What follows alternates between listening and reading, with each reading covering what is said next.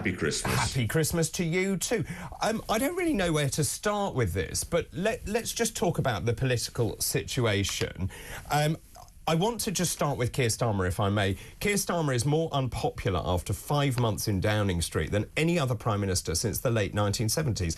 This was done earlier in the week. 61% of voters were dissatisfied with Keir Starmer's performance. Now, you are, in a former life, previously, I don't know whether you still are, a Labour man. Are you disappointed? Well, it's been a very inauspicious start, hasn't it, with the winter fuel payments row, the farmers being unhappy, the economy not lifting as much as people would hope, very little action in terms of, not action has been there, but very little sort of results in terms of tackling the small boats crisis. So it's not been the best of starts, has it? No, but also, Vincent, he's stolen the money off the pensioners, the inheritance tax on the farms, all of this, just the WASPy women. They campaigned with the WASPy women. Rachel Reeves campaigned with the WASPy women, and then they turned their backs on them. I mean, what sort of message is that sending out?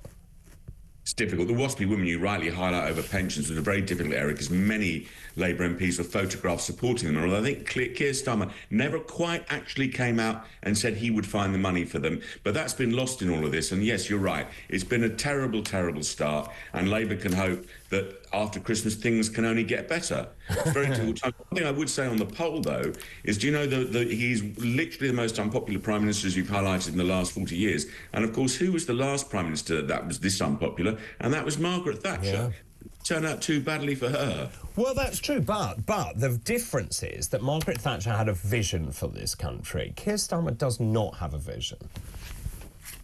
Well, I think the challenge is there's only two things that will decide his and Labour's fate.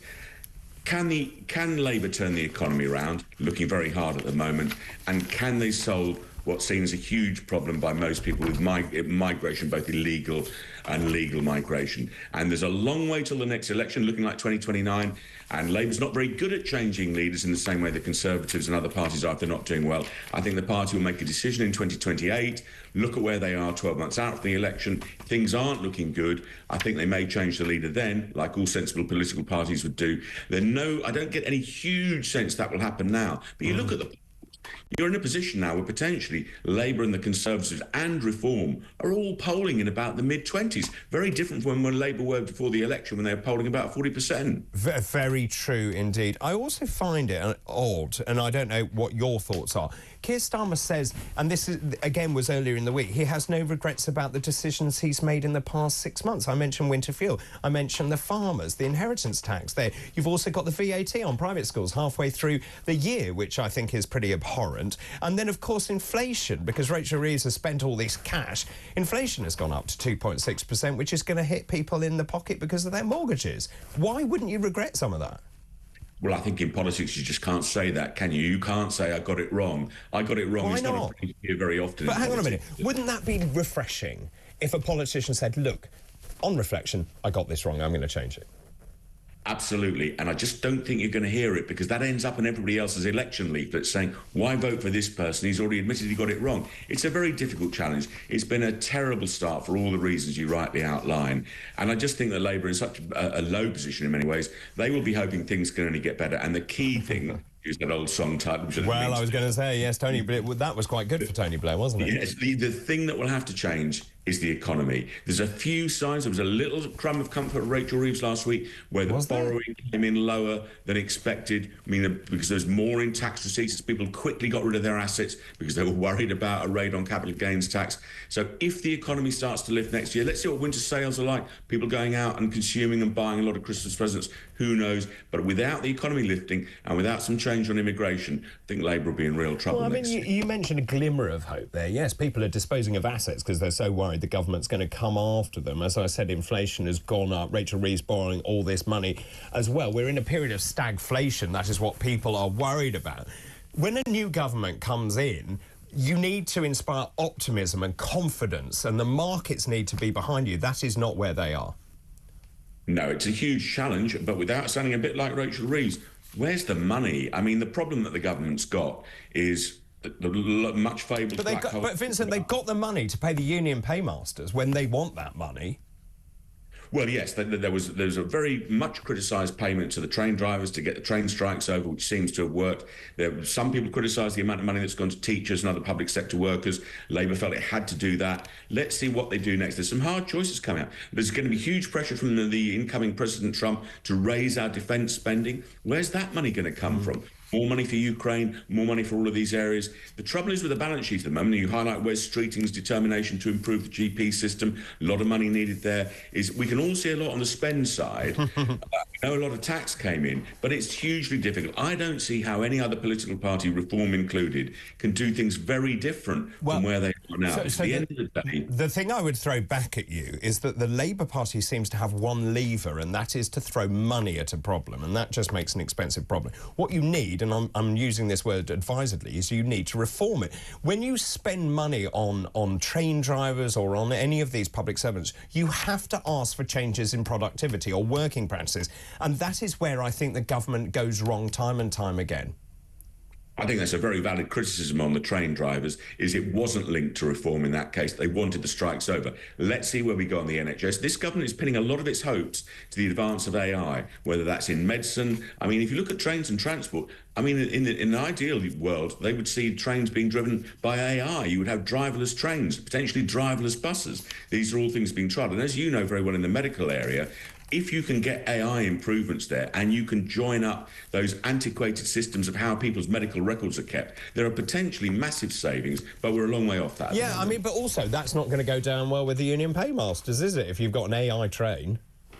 Well, this is the challenge. This is the challenge about how Labour balances its arguments for reform, using AI, using tech, and dealing against people who've got a vested interest in those things not happening. And yes, that's certainly the case. We see it on safety issues. I mean, even when they want to take guards off trains, for example, and you just have a single operator on trains, that's been very heavily resisted by train drivers. So yes, it's that balance of can Labour drive through what it says is its reform agenda against those vested interests and what Michael Gove famously used to call the blob and others who are against it. Same goes for planning and house building, doesn't it? Everybody wants new homes, nobody wants them in their own backyard. Yeah. Let's talk about Lord Mandelson, of course, being made, or was set to be made, the British ambassador to the US. Keir Starmer, I think there's real nervousness in Downing Street about the relationship with Trump, not least because David Lammy was so rude, calling him, a neo-Nazi sympathising sociopath. You've got... I mean, this is what I find very odd. Lord Mandelson also hasn't exactly been very kind about Trump. He called him a danger to the world and little short of a white nationalist and racist. Now, this news has not... I mean, Starmer obviously thought this was a great appointment. This news has not been greeted with great joy over the pond. Donald Trump's campaign manager has called Lord Mandelson an absolute moron and says he should stay home. Another terrible appointment, in my humble opinion. Well, you don't have to dig very far to find Labour and other politicians that have been rude at various points about Donald Trump, and he's been rude about most world leaders at various points too. I think a lot of that gets forgotten. The key thing is he the right person to drive forward US-UK relations, drive forward trade, and get us into a better place? Now, this is a very unpopular opinion. I hold many of them, but this is an extremely unpopular one. I think Lord Mandelson was in the past a very competent minister and could be very good at this job. I hear the argument for putting somebody in like Nigel Farage, who would have doubtless had a brilliant relationship, still has, with the incoming US president. But at the end of the day, what do we want out of the relationship? We want a good UK, good US relationship, and we want to drive forward trade deals. Now, Mandelson is somebody that does have that business experience. He has been a former trade minister, and let's hope it works. I'm also not sure, it had to be a Labour person. You can't really put in somebody from another party. Who else would there be on the Labour benches who would have been better suited to the job? I'm not sure there was a huge queue of viable candidates. Let's see how Peter Mandelson does. I know he's not the most popular man. I mean, Prescott famously likened him to a crab. He's got a huge number of critics even within the Labour Party. But, I mean, I'm for all of these people who says, let's give him a chance, let's see how he does. It will certainly be interesting. So just going back to Keir Starmer then, and if the knives are out for Keir Starmer, and I still think he is so robotic, he can't think on his feet. We were talking earlier, Duncan and I were talking earlier about the fact that there's no kind of optimism, there's no plan, no vision, and that is what is desperately lacking. Who would be likely to take over? Well, that's a very good question. It's funny, we were just talking about Peter Mandelson. There was a point when Keir Starmer wasn't doing very well before the election, where Wes Streeting would be very much a choice of the Peter Mandelsons of this world, the Blairite wing, if you like, whereas Angela Rayner hugely popular with certain parts of the party. I think they'd be two very strong candidates. Rachel Reeves, funnily enough, as Chancellor, has always said she never wants the top job. Very unusual. Most Chancellors usually do want the top job. Do you believe her?